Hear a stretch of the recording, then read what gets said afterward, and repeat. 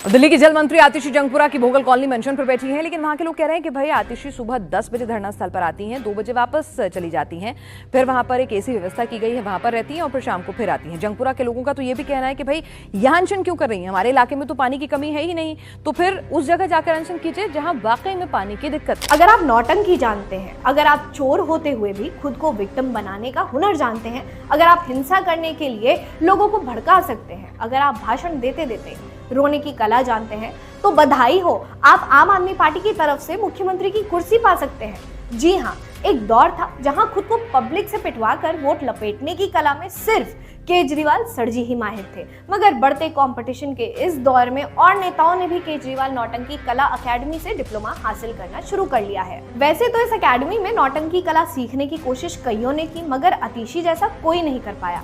गर्मियों के मौसम में दिल्ली के लोग प्यास से तड़प रहे थे, मगर जल माफिया की गोद में बैठे आम आदमी पार्टी की सरकार के इरादे कुछ दूसरे ही थे। लोकसभा चुनाव के समय गली गली घूम घूम कर केजरीवाल सरजी ने विक्टिम कार्ड खेला, जेल में ठूसे जाने की बात उठाकर भीख में वोट मांगा, मगर दिल्ली वालों ने इस गिरगिटिए को वोट नहीं दिया। नतीजा ये आया कि लगातार तीसरी बार दिल्ली में सरकार होने के बावजूद 7-0 से केजरीवाल एंड गैंग का सुपड़ा साफ हो गया। बस फिर क्या था, दिल्ली के स्वघोषित मालिक केजरीवाल के इशारों पर दिल्ली के लोगों को पानी की हर एक बूंद के लिए तड़पाया गया। रोज सुबह पानी के लिए दिल्ली वालों को एक दूसरे से लड़ाया गया। लेकिन इन सब से भी तब की जल मंत्री आतिशी का मन कहां भरने वाला था। राजनीति की तंदूर में अपनी रोटियां सेकने के लिए आमरण अनशन की शुरुआत कर डाली।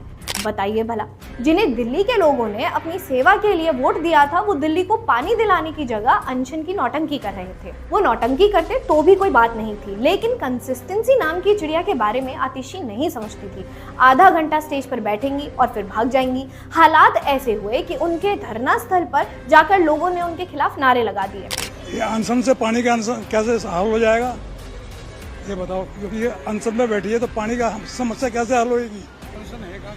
अरे यहाँ बैठा कौन है, कौन भी नहीं बैठा हुआ, ये तो अब रास्ता बंद करके हम पब्लिक को परेशान कर रखा है। दुकान लूटने के डर से अचानक एक सुबह मैडम अस्पताल में भर्ती होती हैं और बिना ग्लूकोज चढ़ाए मैडम को अस्पताल वालों ने डिस्चार्ज भी कर दिया। बताओ भला, सो कॉल्ड अनशन से मैडम को कमजोरी हुई, बीपी डाउन हुआ, मगर ग्लूकोज नहीं चढ़ा।